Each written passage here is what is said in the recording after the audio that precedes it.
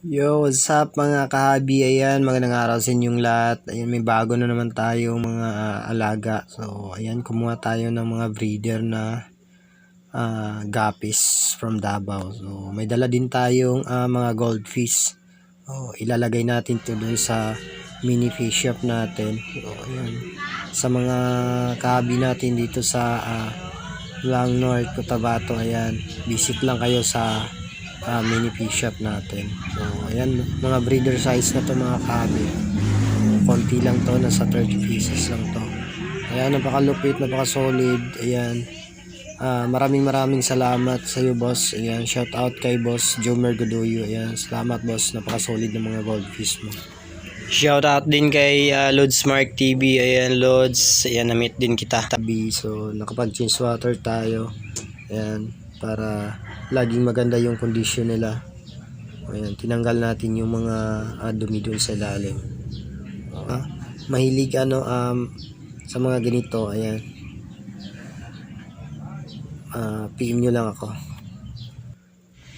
So ayan mga kabito yung breeder natin na Red Dragon. Ayan, napaka solid, ang laki na ng tiyan.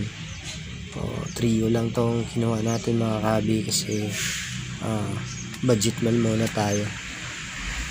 Ayan, sana mapadami natin to kasi mahirap maghanap ng ganito na maganda yung quality pero pang masa yung presyo. Ayan, so shout out sa may-ari nito. Ayan, dito muna natin sila mga kabi. Ayan, may HB white din tayo, dalawang pair. Ayan, napaka solid talaga. At saka tuxedo koi. Ayan, dalawang pair lang din. Oo, wala tayong saktong budget pero okay na to. Aalagaan lang natin para mapadami.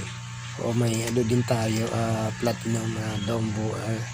Ayan, ito yung feeder. So ayan, sana mapadami natin ito mga kabi. Ayan, dalawang soferit. Tsaka may blue topaz tayo mga kabi na kuha. So parang may nagda-drop na yung isa kasi pagkuha natin ito mga kabi, yung isang breeder, malaki na yung tiyan. So ayan, pumutok na talaga yung tiyan. Ayan. So maraming salamat mga kabi sa panonood. Thank you, God bless, and happy peace, keep.